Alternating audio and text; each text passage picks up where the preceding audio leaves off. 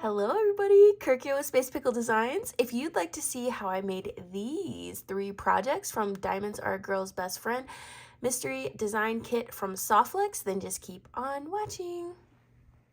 Alright everybody, so the first project is going to be this earring here, and look how stunning she is. It is a very monochrome project, but I just loved all those pinks together. So I'm going to take the large crystal bicone from the mix, not from the Jesse James bead mix. And this is a really nice bicone. And we're just going to make a simple loop. You know me and the simple loops. I do love them. Okay. So we have our loop, and now I'm going to take some 20 gauge wire.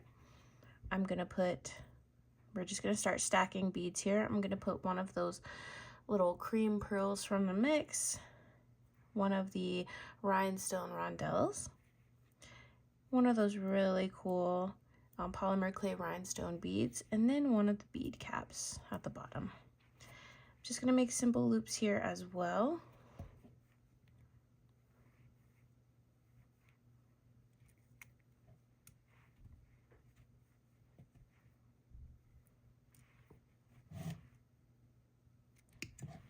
Nothing too fancy.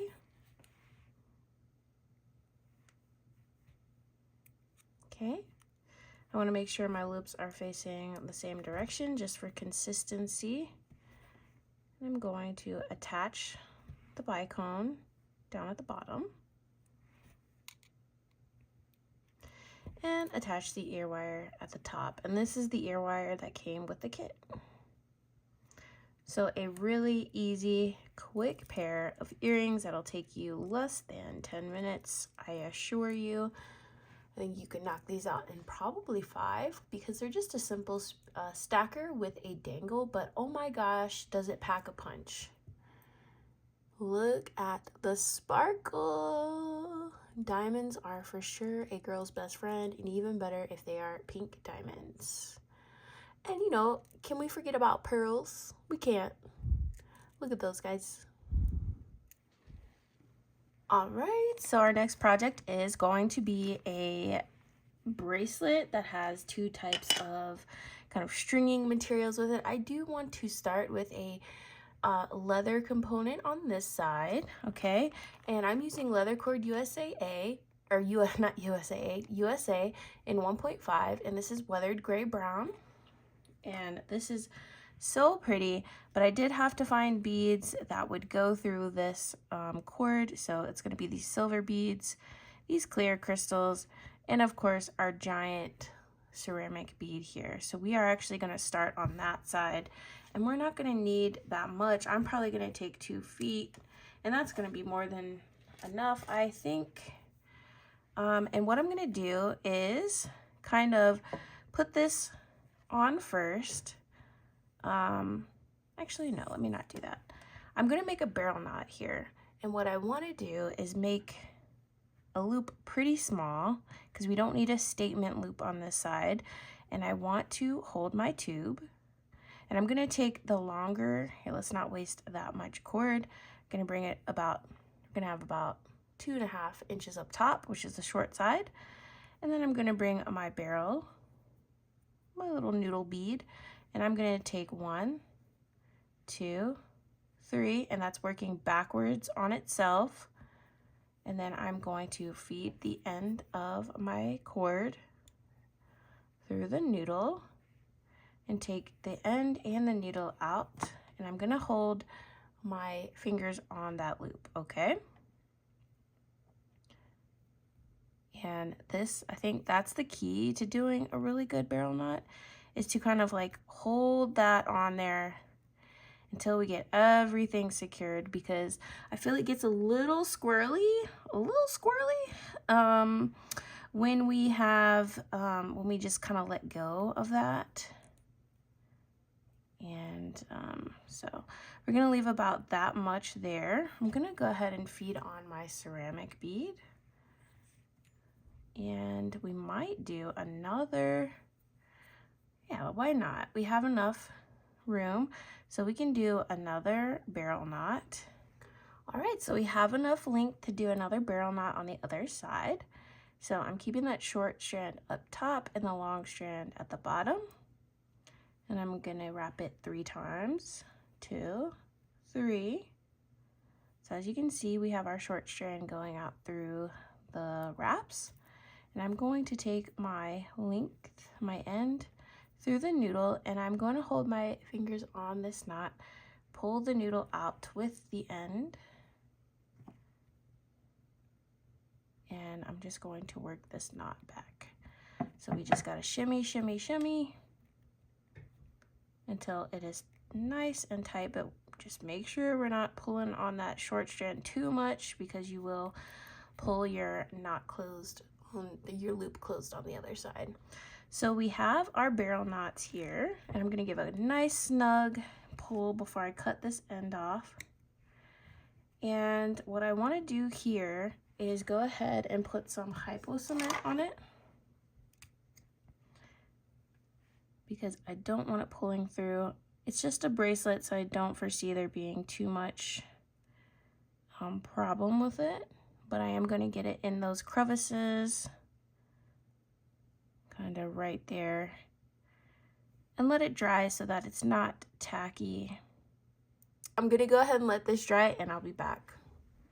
All right, so we have our knot here, and it's not completely dry, but it's good enough to where, like, if I touch it, it's not sticky. And so what I want to do here, because I want the leather part to be the main part of this piece, that's why I'm doing it first. I'm going to work in color blocking a little bit. Let me see. Just cutting an angle on my leather so that I can get this through. And I'm just going to make a simple knot in between all of these beads. So we have our little simple knot. I'm going to put on another bead. We have a simple knot. And I love this leather. It's so nice. I'm going to start stocking Leather USA in my shop, because I do get I am part of their wholesale program, and they are very affordable. So maybe we will see some more like leather bracelet kits. Let me know if that's something that you'd like to have. All right, so we have our really cool knotted pieces here, and I want to put these on as well. Now these are some really cool, like, just unique, very shiny, sparkly beads. And this portion of the bracelet will show us how long we need to make the other side, which is very important. And this is like going to take up a lot, and probably the majority of the bracelet. I don't mind if the chain is a little bit short. I'm gonna add some pearls on the other side for sure. And then I'm gonna add this third. All right, so we have our simple, well, wait, let me not do a knot here yet, because I think what I want to do is a loop, and I don't know if I'll be able to do it in a barrel knot, but I want to be able to fit this button over, and so I'm going to put the tube here,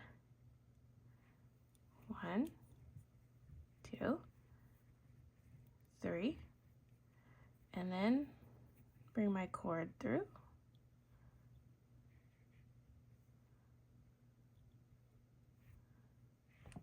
And I'm working with a very tiny piece, so I just got to be careful when I'm tightening this up.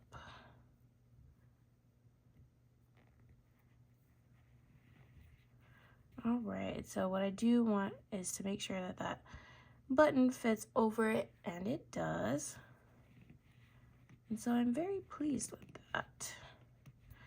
So what I'm gonna do is make sure there's a little bit of room in there, and I'm going to cut this off. And again, take my hypo cement and kind of get in there into that knot. I want to make sure the end of that exposed leather cord is soaked and saturated. And I can easily take that residue off that shiny bead because it won't stick to it. So I have about 4 inches here, so I need about 3 or less on the last part of the bracelet, the other side. And I'm going to use this Extreme Soft Flex, and it's very, very silky.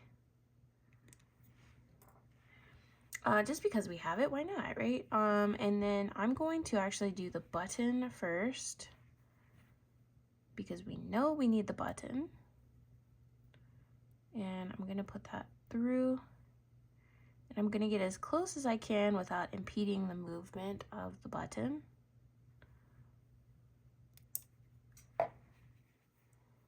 right, and just flick that off into oblivion. I'm having a rough time tonight, and it's just for no other reason than I'm just having a rough time. You know, sometimes it works that way. So this is very fine wire, so we can get pretty close. I don't want to get that close, like so, about this.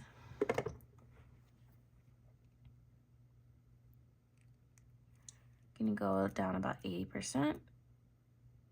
Do a perpendicular turn.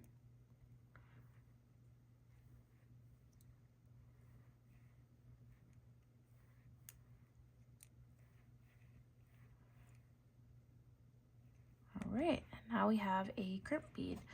I'm not gonna cut that much, probably 5.5 inches. Because I don't want to like make it too difficult to work with. So I always like having a little bit extra. And so I definitely want to start with some of these black. And I don't want to do a pattern because I still want to do color blocking. So we'll have to see.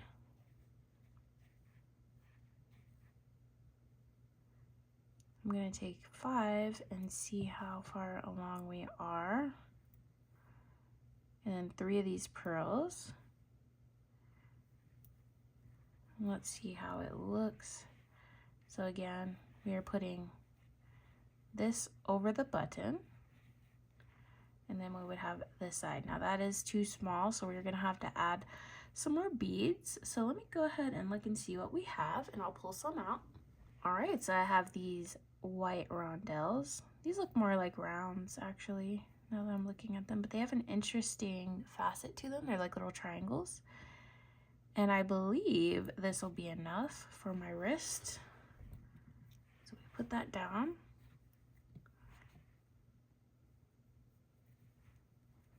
Kind of go this way. And so yeah, that'll be perfect. All right, so let me get another crimp tube because I yeeted the other one into oblivion.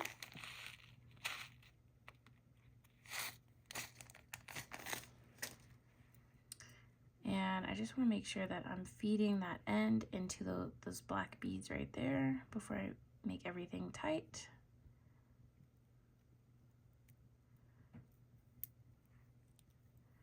And I love the color blocking to this. And I'm just going to attach it directly to the leather portion. This is very silky and fluid. I've never used the Extreme before, I don't believe. And my goodness, it's so cute. Just make it a little bit shorter.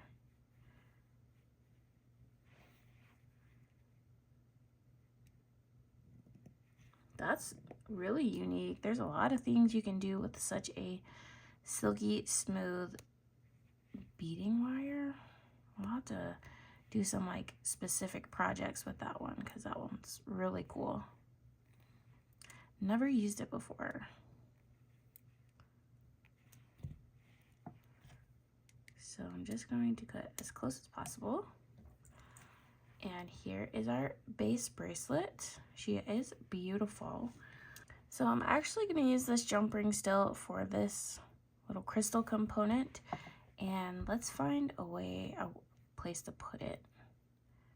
I believe if we put it over this kind of area right here, it kind of obscures that joint just a little bit to where we're not looking at it as much. We're looking more at the dangle. And I also want to use this. Ooh, that is not a good joint at all. Do you see that? So this is a perfect opportunity to show you like what that bad jump ring connection looks like. There's obviously, very obviously, a space. And so you just want to make sure that you use your pliers to get them side by side, but also close together. You can do that by kind of shoving them together like that. All right, so we have one dangle, and then I'm just gonna make a segmented dangle here using a head pin and some wire. So I'm gonna start with the big boy here.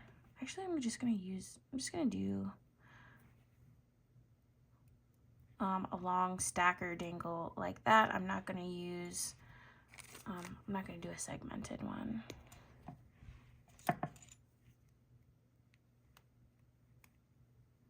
Okay, so we have our symbol loop, and I'm gonna hang it off that same part of the jump ring.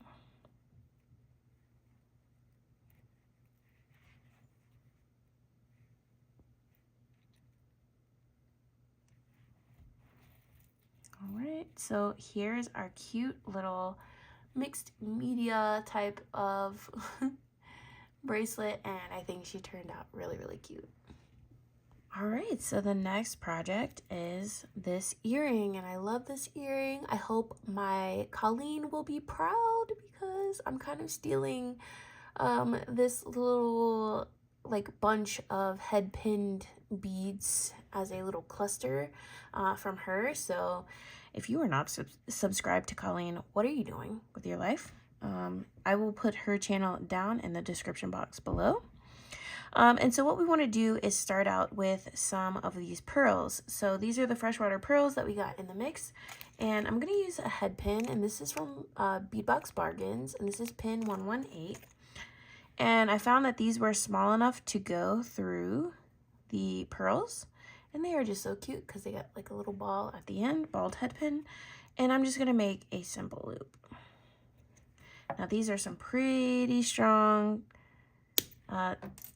tough little head pins here, and you don't even have to make these perfect because we are going to stack them.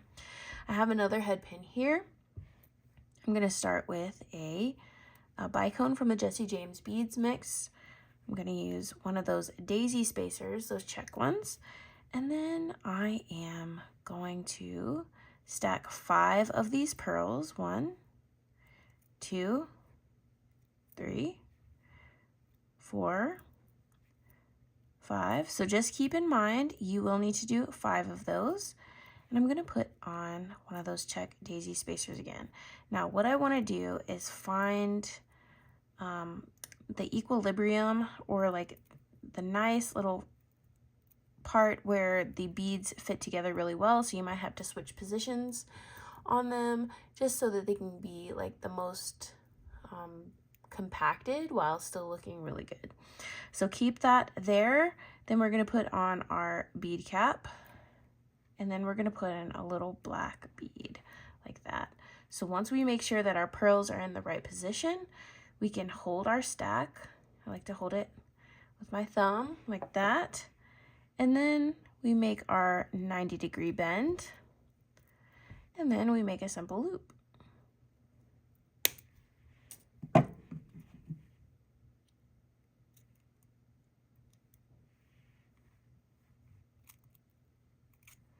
All right, so let's just fix this loop a little bit. It got a little crazy. We got our loop there, and now we have our ear wires. And this is a stainless steel one, so it's pretty tough. And for a simple stacker, I thought this looked pretty gorgeous.